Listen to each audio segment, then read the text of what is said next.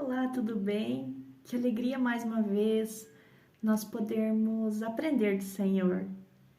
E neste dia o Senhor preparou uma lição, digamos assim, para a nossa vida.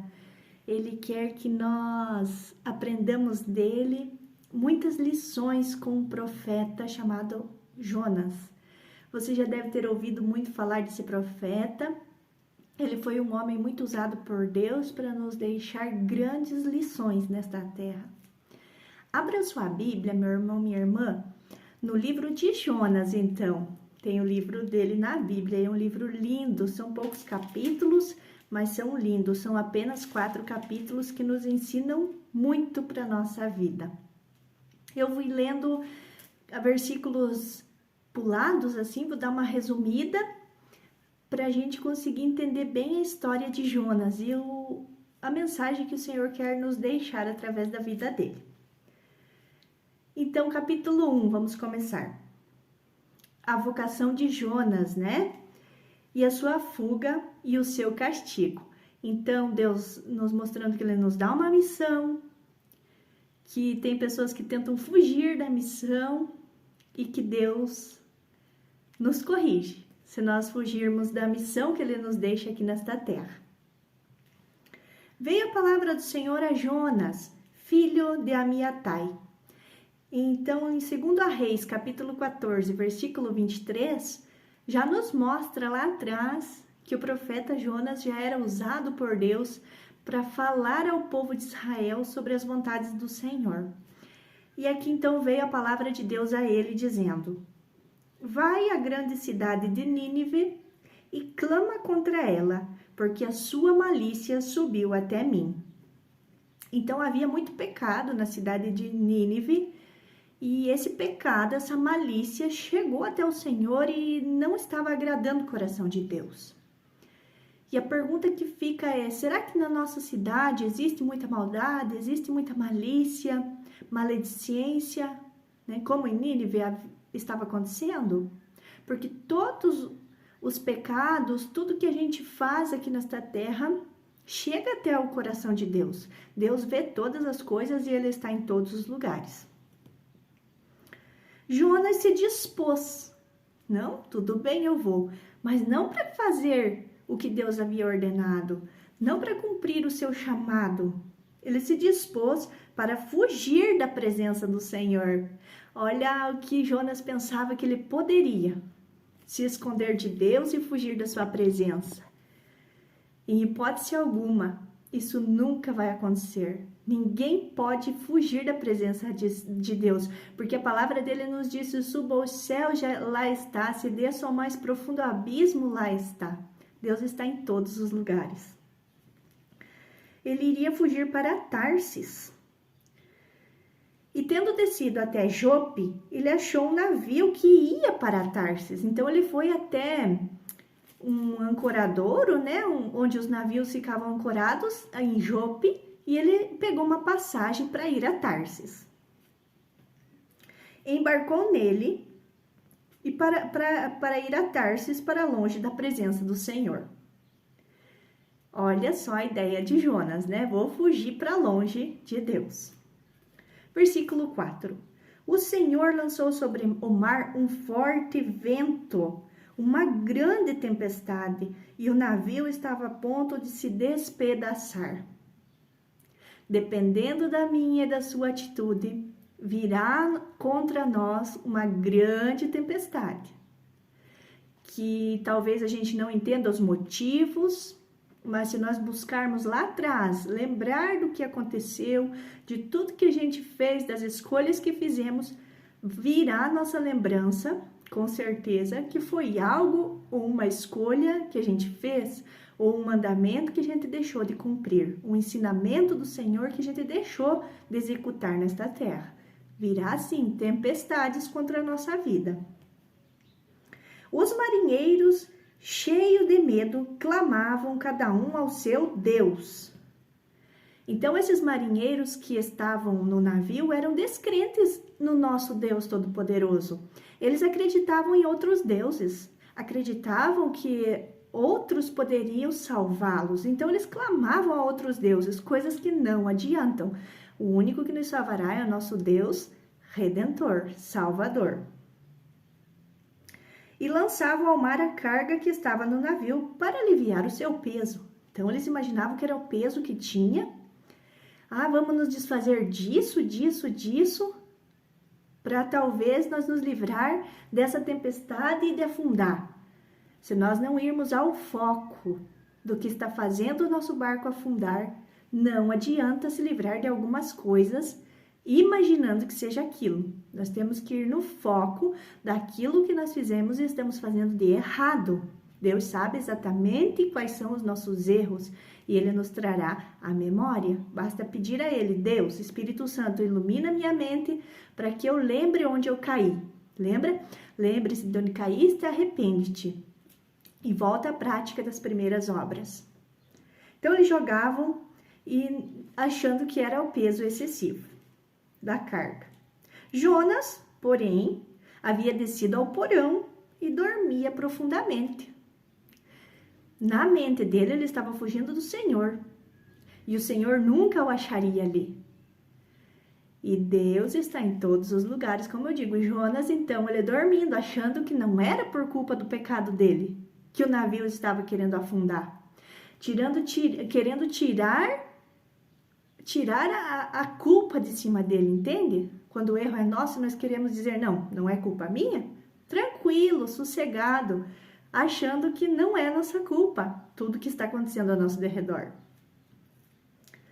Aí, chegou-se a ele o mestre do navio e disse: que passa contigo dormindo? Levanta-te e invoca o teu Deus para ver se ele se lembra de nós.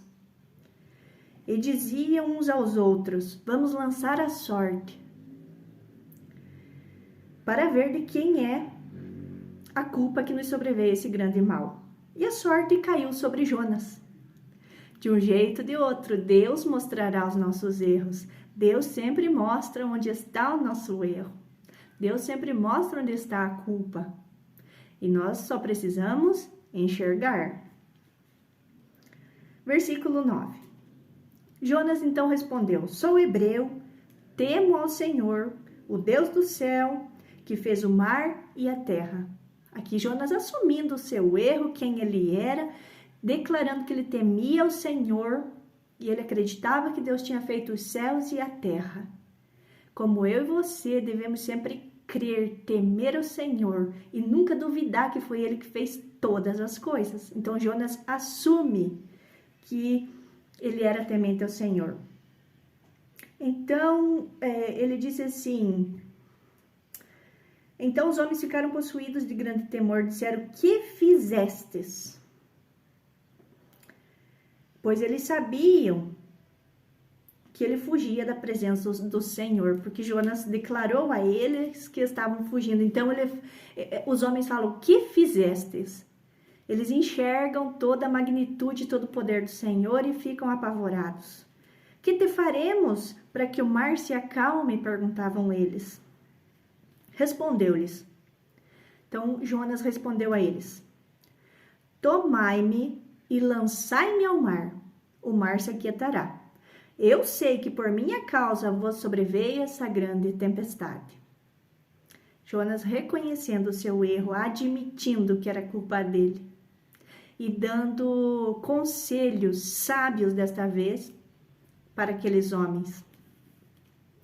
Os homens remavam, esforçando-se por alcançar a terra, mas não podiam.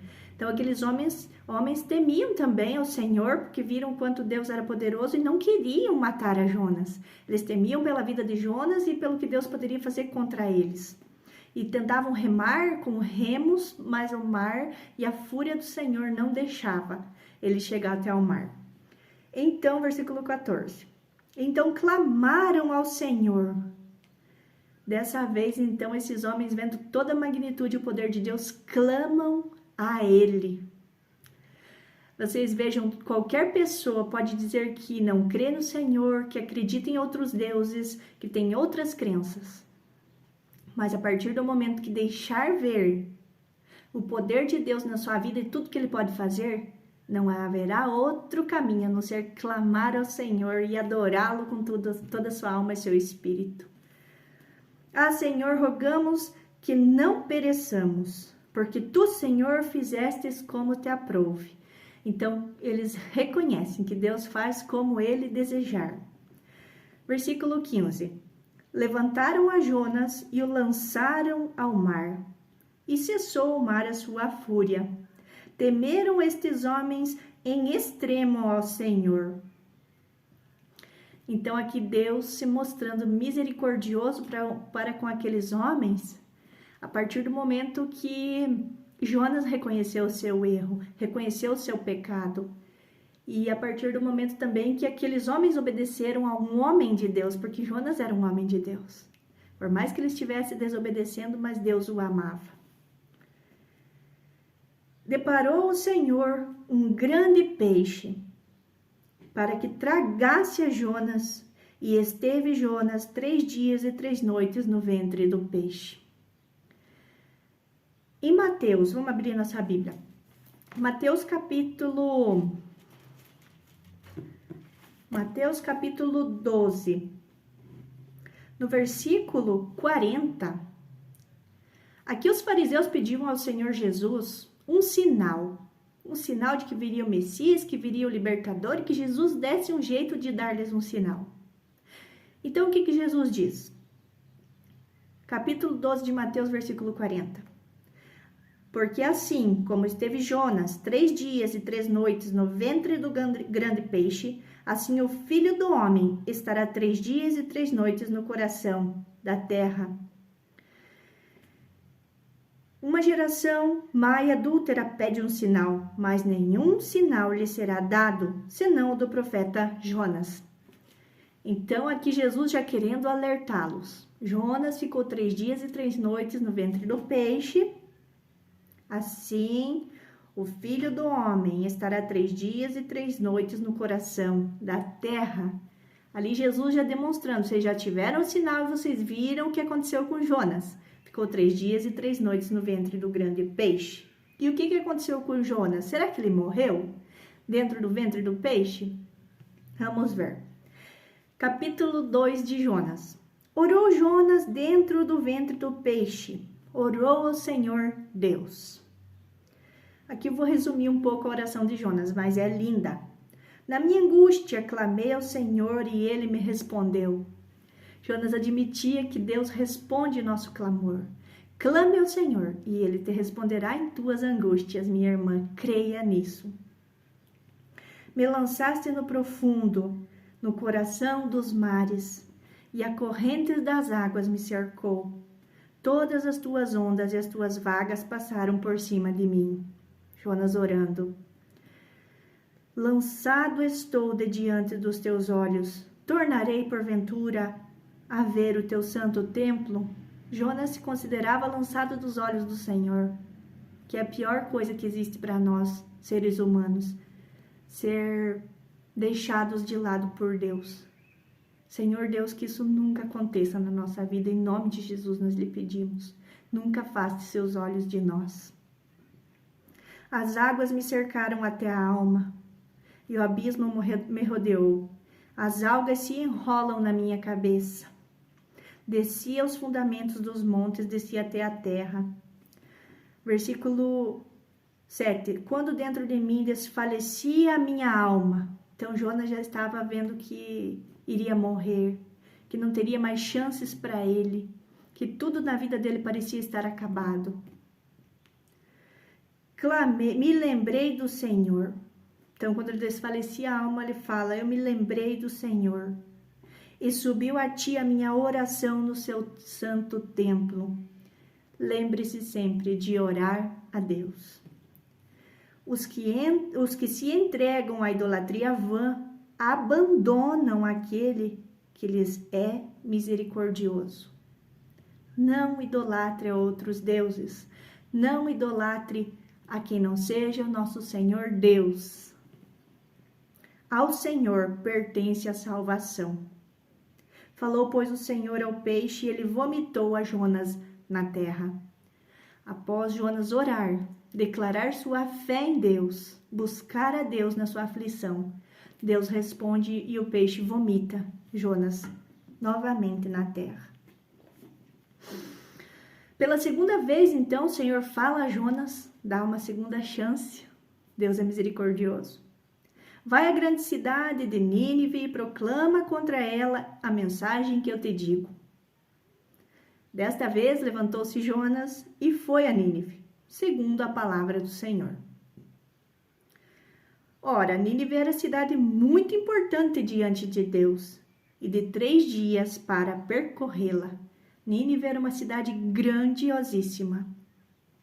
Começou Jonas a percorrer a cidade caminho de 1 dia, e pregava e dizia: ainda 40 dias e Nínive será subvertida. Em Mateus capítulo 12, versículo 41 e Lucas capítulo 11, versículo 32, Jesus lembra de que Jonas percorreu a Nínive e todos se arrependem dos pecados e dos erros que cometeram. Jesus comenta com seus discípulos. Os ninivitas creram em Deus, proclamaram um jejum, vestiram-se de panos de saco desde o maior até o menor.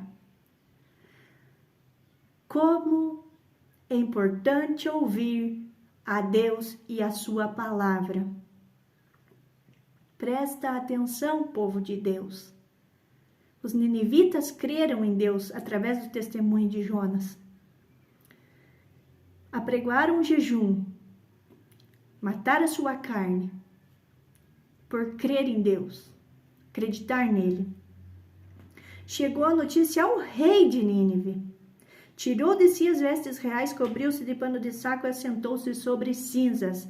Até o próprio rei de Nínive se humilhou diante de Deus. E fez-se proclamar: nem homens, nem animais, nem bois, nem ovelhas provem coisa alguma, nem os levem aos pastos, nem bebam água.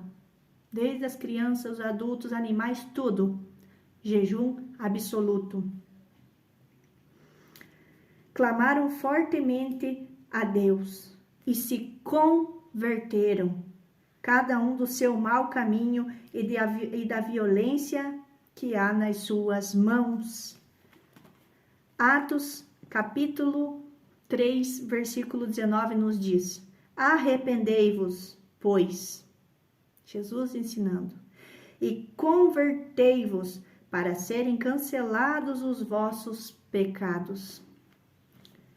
Se a gente errou, se a gente pecou, Deus nos chama ao arrependimento e à conversão. O que é conversão?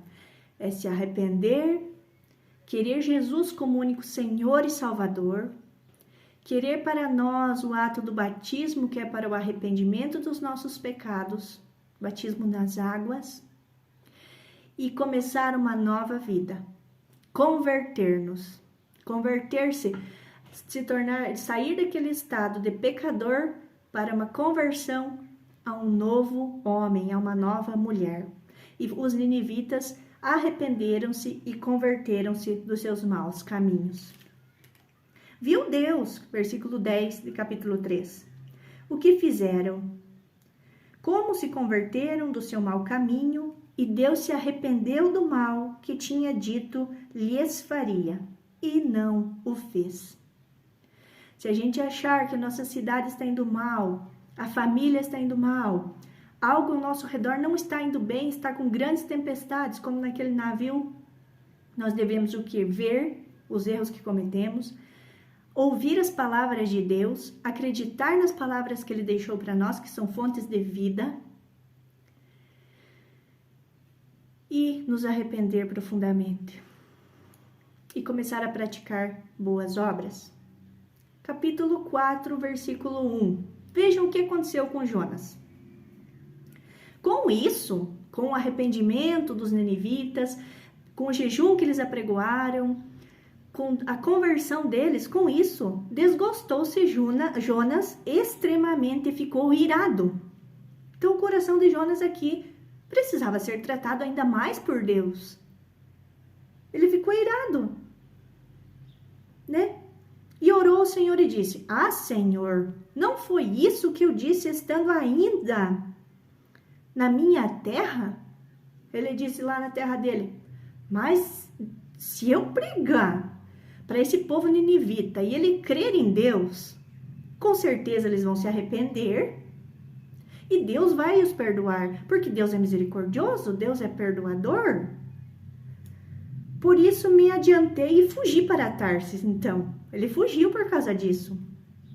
Pois eu sabia que é um Deus clemente, um Deus misericordioso e tardio em irar-se, grande em benignidade e que te arrependes do mal. Jonas estava sendo orgulhoso. Jonas não queria que Deus perdoasse um povo pecador. Peço-te, Senhor, tira minha vida, porque melhor me é morrer do que viver. Jonas talvez pensou: adianta o que eu viver obedecendo a Deus, obediente a Deus, seguindo todos os seus mandamentos e os seus preceitos, se Deus perdoa todas as iniquidades desse povo? Então é melhor que eu morra do que viva. Jonas ficou indignado. Lá atrás, quando Moisés foi escrever os 10 mandamentos, Moisés já proclamou que Deus era um Deus em Êxodo capítulo 34, versículo 6, eu não vou abrir, mas você pode ler lá. Moisés já tinha proclamado que Deus era um Deus misericordioso, benigno, bondoso, um Deus amoroso, perdoador. E Jonas aqui, ele sabia que Deus era benigno, então ele não queria pregar aos ninivitas, por isso que ele foge para Tarsis. Mas Deus, quando tem um propósito na nossa vida, esse propósito tem que ser cumprido. De uma forma ou de outra, Deus vai agir na nossa vida. Então ele ficou indignado. E diz o Senhor, versículo 4. É razoável essa tua ira? Jonas, você tem razão de toda essa tua ira, você é um homem de Deus. Você vê todo o meu poder, os milagres que eu posso fazer. Então Jonas saiu da cidade e assentou-se ao oriente da mesma. Ali fez uma enramada. Ele fez então com galhos assim uma cabana para ele ficar deitado ali, porque o calor era extremo. Repousou à sombra, até ver o que aconteceria à cidade. Ele foi egoísta. O coração do homem aqui é egoísta. O homem não gosta de misericórdias. Nós dizemos que somos bondosos, mas dependendo da situação, nós somos egoístas. Por isso que temos que ter Jesus como nossa luz e o centro da nossa vida. Jesus tem que habitar em nós, viver em nós, porque só Ele para nos dar amor verdadeiro que vem de Deus. Então Jonas ficou de longe olhando, quero só ver o que Deus vai fazer com essa cidade agora, não é mesmo? Vocês lembram na outra ministração que eu fiz lá atrás sobre Davi? Quando Davi faz o recensamento do povo, aí Deus manda 3 escolhas para ele: ou você cai na minha mão, ou cai na mão dos homens, né? E Davi preferiu cair na mão de Deus, porque Davi diz que Deus é misericordioso, Deus é bondoso, e não caia eu na mão dos homens. Então, o coração do homem, como a palavra nos diz, ele é corruptível, né? Nós temos que buscar a Deus em todo momento, porque senão nós nos tornamos como Jonas, egoístas. Nós nos tornamos homens que não têm compaixão do próximo. Então fez o Senhor Deus nascer uma planta que subiu por cima de Jonas para que fizesse sombra sobre sua cabeça, a fim de o livrar do seu desconforto. Mesmo Deus conhecendo o coração de Jonas, ele viu que Jonas obedeceu, meio contra a vontade, mas ele falou a mensagem do Senhor. E Deus misericordioso ainda fez crescer uma planta enorme sobre a cabeça de Jonas para refrescar a ele, para ele ficar na sombra e protegido por Deus. Jonas se alegrou em extremo por causa da planta. Quando a vantagem é para a gente, quando era para ele, se alegrava. Quantos de nós, às vezes, quando a vantagem é para nós ficamos muito felizes? Nós ficamos super contentes, até agradecemos a Deus, mas nós não queremos, talvez, ver a alegria, ver a salvação do irmão, não é mesmo? Ah, aquele lá pecou, aquele lá matou, aquele lá destruiu, aquele lá roubou, adulterou, ele não merece o perdão. agindo como Jonas estava agindo. Mas Deus é misericordioso a partir do nosso arrependimento. Mas Deus, no dia seguinte, enviou um verme, uma lagarta, alguma coisa assim, que fala um verme, ao qual feriu a planta e esta secou. Em nascendo o sol, Deus mandou um vento calmoso e o sol batia na cabeça de Jonas, de maneira que ele desfalecia. Jonas estava morrendo de calor. Pelo que pediu para si a morte, dizendo: melhor é morrer do que viver. Jonas só sabia reclamar. E nos mostrando também que Deus age em todas as coisas, nas mínimas coisas. Deus fez a planta crescer, assim como Deus mandou um germe, uma lagartinha lá para machucar a planta e a planta secou. Então depende das nossas atitudes e do nosso coração, assim é o agir de Deus, nas coisas mínimas, coisas que a gente às vezes, de tão despercebido que tá da ação de Deus, a gente não consegue enxergar. Então Deus agindo no vento, no sol, nas plantas, nos animais, em todas as coisas para nos corrigir.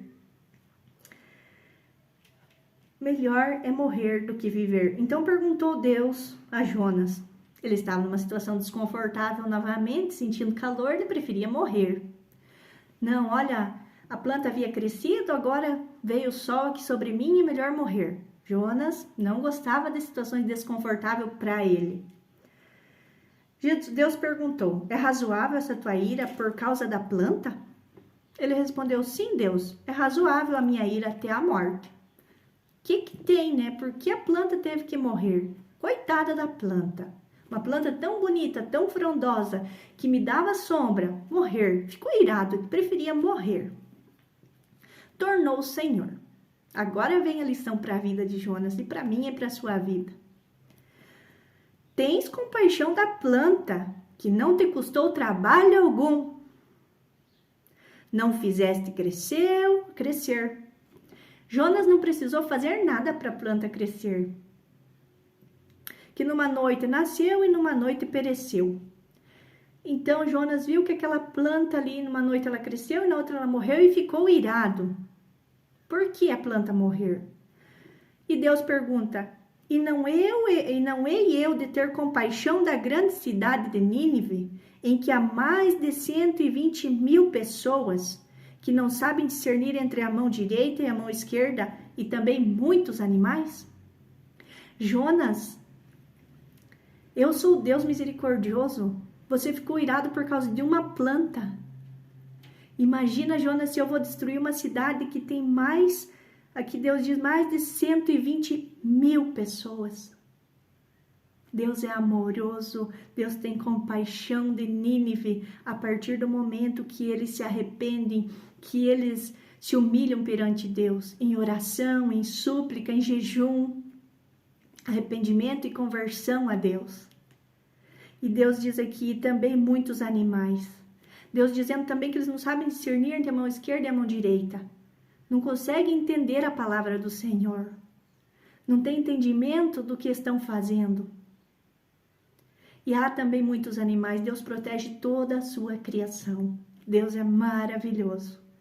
E Ele pode agir na nossa cidade, Ele pode agir na nossa vida, na nossa família, em todas as áreas, desde que nós nos arrependamos dos nossos erros, dos nossos pecados e das nossas falhas.